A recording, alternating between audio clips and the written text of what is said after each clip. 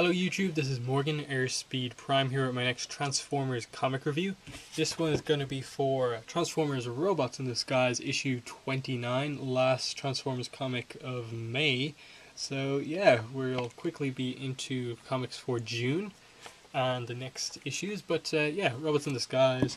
Last this month, though it was the second book last month, the order was Windblade, Robots in Disguise, More Than Meets the Eye last month. This month it was More Than Meets the Eye, Windblade, Robots in Disguise. I definitely hope that this month's order is the actual order that the comics are going to come out in. I just really do like getting More Than Meets the Eye early in the month, just because it's my favorite of the three books. But anyway, covers. This is cover A, the one that I got, and this is the Andrew Griffith and coloured by Priscilla Tramontano cover. Pretty nice, you know, you have Marissa Fairborn, Optimus Soundwave, Thundercracker I think up here, and yeah, basically just have a kind of reference to what happens in the middle of this book, and I suppose a reference to what happened at the end of the last issue. But the other covers are the Constructicons by Casey Collar, coloured by Joanna LaFuente, and then they're calling the retailer incentive covers these weird images of Optimus, Rodimus, and Hardhead 30th anniversary covers by Marcella Matier and John Paul Beauvais. Not sure why they're the 30th anniversary covers, and Hardhead is featured front and centre in all of them pretty much. I get Rodimus and Optimus, but Hardhead, really? Didn't he die in Dark Cybertron? But anyway, that's that. Creative team for this book is written by John Barber, art by Andrew Griffith, Earth flashback art by Guido Guidi, Cybertron flashback art by Brendan Cahill, colours by Josh Perez, flashback colours by Joanna LaFuente, letters by Tom B. Long, editor Carlos Guzman. So a lot of artists on this book, and it's not actually too bad. You know, you think after Dark Cybertron with so many artists on board, having three artists on a book would be really bad, but this time around it works because it's three really good artists in Andrew, Guido, and Brendan. So it doesn't look too bad, and they make it clear, you know, that Earth flashback, you're going to see this type of art. Cybertron flashback, you're going to see this type of art, and then present day is going to be the main artist, Andrew. So it's pretty okay. But overall, More Than Robots in Disguise, issue 29, unfortunately, I think is the weakest issue this month. It's not a bad comic by any account. It's still pretty good, and I think it remains a lot more interesting and a lot better than the ongoing series last time we were back on Earth, but kind of is straight away suffering from, oh, we're back on Earth. You know, you think after basically 2 years without any real reference to Earth that it would be somewhat okay to come back to Earth and things will be interesting again. And while there's a few nice mysteries going on, it's just I really appreciate that More Than Meets the Eye is just the Autobots. It's just Cybertronians, and straight away the humans just they're a lot weaker as characters than any of the Transformers in this book. So straight away you have those kind of issues. As I said, you know, there's still some interesting mysteries with regards, you know, why exactly did the humans join up with the Decepticons? And there are some good character moments in this. The Optimus and Prowl stuff in this comic is really good. That's the highlight of this issue, and honestly is very good, and there's something big set up there. Prowl is really interesting. Optimus, it's going to be interesting if they focus a little bit more on more character focused stuff, but this issue 29 feels a lot more setup, and not the kind of best type of setup. A little bit like some of the early issues of Dark Cybertron, and just how, okay, you get a few little things, but overall not much is going on. Add to that some of the little reveals about these little mysteries kind of don't make a lot of sense in terms of, you know, really, that's your reasoning for doing that? But let's get into this. we start off with a flashback for Marissa Fairborn, obviously to introduce her more because she's not a character we've met before last issue, so that's interesting. Um, and we basically have that her backstory is she was in New York when the Decepticons attacked during All Hail Megatron.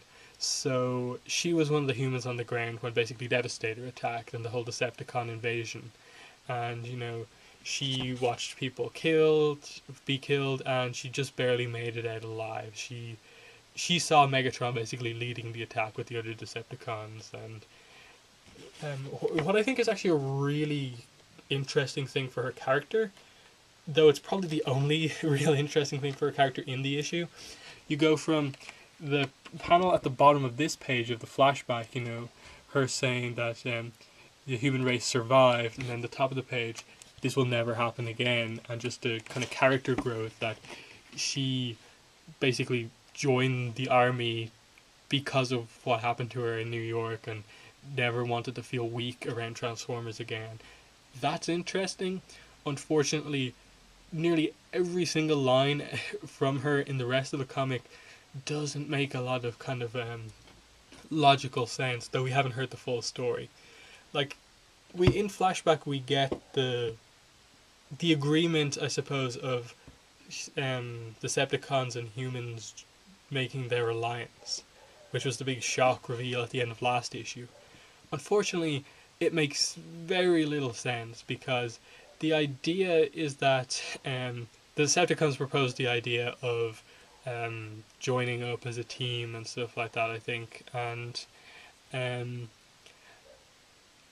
the humans kind of agree after a little bit of an argument. You know, they're saying like Megatron was the worst butcher ever in history, and basically they agree as soon as they show them that Megatron has now become an Autobot, and that suddenly turns everything around. They're happy with it. It doesn't. The scene doesn't go exactly that way, but because we don't get the full details of, you know, like, this is why we're agreeing to join forces with you. Um, but that really is how it comes across. In that, why aren't they like completely refusing to work with the Decepticons? Why did they even agree to have a meeting with the Decepticons flat out? And especially when, you know, Soundwave is being very reasonable. He's being very diplomatic. But the new leader of the Decepticons, Galvatron, every word out of his mouth is basically really insulting to humans. And if Soundwave wasn't there, you get the sense that Galvatron would be like seconds away from starting an out and out war with the humans. And you do get revealed in dialogue that the humans are not helpless anymore. They have, like, it says here, you know, particle emission satellites, nuclear missiles, narrow beam orbiting laser platforms. They've got stuff that can defeat Transformers. So it's not just that we're big, we have the advantage. And that's an interesting position for them to be in compared to like before, when human technology was kind of nothing, and now they have some Cybertronian technology. They're a big threat to Transformers and vice versa. But yeah, then we basically cut back to the present day, the standoff at Thundercracker's house, basically, and Optimus is trying to say that, you know, we were allies once, we mean you no harm. The reason we're here is because we need to find someone, and as soon as we find him, we'll leave. And you're kind of wondering, who exactly is this? And then it kind of comes up, you know, like, we've always fought for the human race, and then she brings up the fact that, hey, we have videos of that Jazz kill a human, and that's her reasoning for, like, why they're against the Autobots all of a sudden. That we hate you now because one of your soldiers killed one of our people, while you know the Decepticons like killed like millions of humans, and we're just going to join up with them because their leaders switched sides. It's really kind of weird reasoning. We obviously haven't got the full story yet. And then interesting that Optimus doesn't even know that Jazz killed a human. And then I kind of thought back to, wait, where was Optimus when that actually went down? That was towards the end of the ongoing. I think. And I think what had happened was that Optimus and Rodimus went back to Cybertron. That was the big decision to go back to Cybertron, I think. And then Prowl, Jazz, and Bumblebee, that kind of crew, had stayed on Earth, I think, and that's what happened. Or else I'm misremembering things, but I think that's what happened. Optimus wasn't on Earth when this happened. But it's just interesting that, given all the time that's passed, he still doesn't know, and they're going to talk about it later, and it comes back up for Jazz, and there's something interesting about it, but we'll see what happens. Then effectively, Optimus decides they're gonna fight, and all he says is, like, don't hurt the humans, but take out the Decepticons. The fight kicks off. We had some weird stuff with Jetfire. Just um, the ship is obviously being destroyed by the humans, Transformer defenses, basically, including these kind of nanobot things. And he tries to come up with a sciencey solution, but it turns out the Constructicons have already taken all of them out by just smashing them, and you get that no one on the ship really likes the Constructicons except Prowl. He's the only one that kind of likes them, and they're kind of fine with that, but they're kind of still willing to help out. Definitely an interesting dynamic with just the rest of the Constructicons also, but then Jazz's kind of big moment is that during the fight, I think it's Laserbeak is kind of flying around. Eventually, he flies really low, and he causes Jazz to kind of shoot at him while he's kind of flying low, and he accidentally shoots one of the humans' tanks. Doesn't kill anyone, doesn't hurt anyone.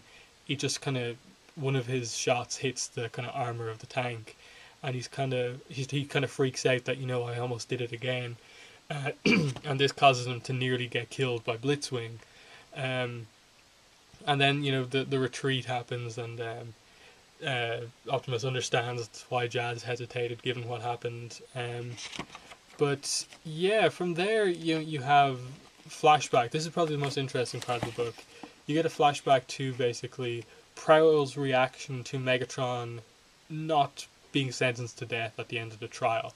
Obviously, we'll see the end of the trial in the next issue of More Than Meets the Eye, but we know from the fact that Megatron's the captain that he got off, and this is no spoiler here, but he's freaking out, and the big thing you get here is that Optimus says that sentient beings must have the right to change. So apparently he got off on some form of technicality about Transformers having the right to change, and it could be something as kind of simple, possibly silly, as every Transformer has the right to change form, but Megatron argues that personality change or something like that as well. And Optimus says, Megatron admitted that what he did was wrong. We did bad stuff in the war too. Do we? And he's not talking about himself there. He's really talking to Prowl here about everything he's done. And really interesting kind of lines from Prowl here as he says, Prime, okay, I have a reputation for being ruthless. I do. But when the Decepticons took over my mind, nobody even noticed. That's not a good thing, and he's just kind of trying to prove a point here. And so when he finds out that they're going back to Earth, he brings up the fact that he was actually very upset at the death of Bumblebee. The reason they're going to Earth is to find Alpha Trion, and that's really interesting.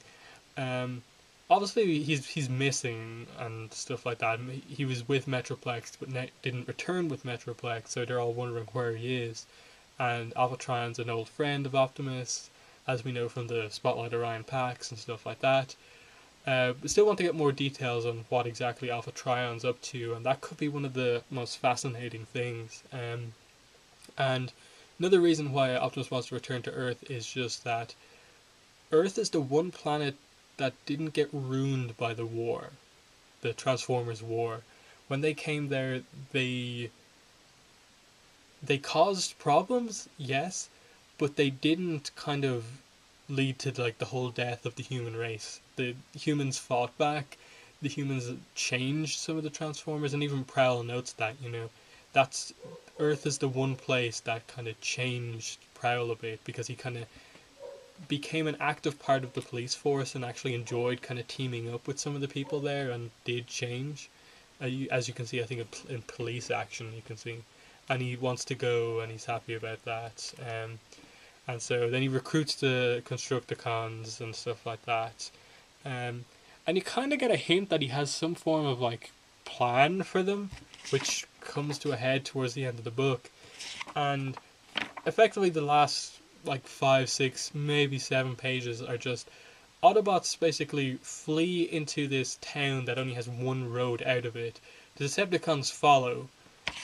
All the while, like Optimus had called for backup, and then basically Prowl and the Constructicons kind of like parachute out of Skylinks, I think, merge into Devastator or Prowlestator in midair, and just proceed to absolutely like smash into this tiny town. And a really nice splash page, actually, because this is the way it looks just reading the book normally, and then it looks awesome like as a poster side to side. I really wish they do something more like this more often, like for a big kind of final page. Just take the 2 pages and do a really nice kind of poster type thing. That looks really cool. And yeah, you kind of just get that his reasoning behind this is because the Decepticons made a mistake by following the Autobots into this town where there's only one road out. Now is their chance to strike back. But you can also kind of get the sense that this is also a way for I don't really know what the point of this is, because Prowl's always been the tactician, the smart guy, and then all of a sudden he makes potentially one of the most stupidest kind of decisions we've ever seen from a Transformer in any book. Just like why he thought that showing the humans that Devastator is now an Autobot is just crazy. Now they could do the whole thing where like he kind of acts like an Decepticon or something like that, and like sacrifices himself to turn the humans against the Decepticons, but I doubt that's going to happen just because of Prowl and his personality. But either way, it's just like Prime's whole thing has been, don't hurt the humans, and then straight away Devastator's back, destroying Earth again, and what's going on? Like, it's interesting in that, like, it has me interested to see what happens next and what's going on, but it's just like, wait, what? And so, yeah, I enjoyed Robots in Disguise issue 29, but I didn't, like, love it. I don't think it's anywhere near the levels of More Than Meets the Eye. But at the very least, this book has started to make being on Earth with the humans a little bit more interesting. And if they succeed, over the next few issues to actually make something really interesting happen, and especially make the humans interesting, that'll work well. I see potential with characters like Marissa Fairborn to be very interesting, but right now they've kind of presented her in these kind of weird ways. Like the whole backstory bit, and as I showed you, the 2 panels, like that she changed because of her experiences, that's interesting. But then she just starts making snappy comments in every other issue of the panel of the issue, and just has the dog Buster with her and is growling the whole time. It's just odd. It kind of feels just like John Barber wants to be a bit more like More Than Meets the Eye with the more funny stuff, but it's not quite as good. But yeah, I say I like it, still, I'm not gonna like suddenly drop Robots in Disguise just because it's not amazing like More Than Meets the Eye, but yep, some interesting stuff. Next issue preview is Galvatron the Barbarian. From Cybertron's ancient past came the warrior king Galvatron. Once he united Cybertron and ushered in a golden age. Now he wants to do the same to Earth, but Optimus Prime has a problem with that plan, and the cover is Prowlestator picking up Galvatron. So that's cool. We're going to get a potentially Galvatron focused issue while also moving along some of the plot. Definitely going to find out what the Decepticons are interested in on Earth, I suppose. Are they also after Alpha Trion for some reason, or what? That's probably the most interesting mystery actually about Robots in Disguise now. The Lost Light is out after the kind of Knights of Cybertron. Windblade has its own mysteries going on with Metroplex, and then Robots in Disguise just has Alpha Trion. That's interesting. Each of the stories has their kind of people, this group, or just this individual transformer that someone's looking for, or makes it interesting. So I do like that. So that's been my review. Definitely let me know in the comments what your own thoughts were on the issue. But for now, thanks for watching, and bye.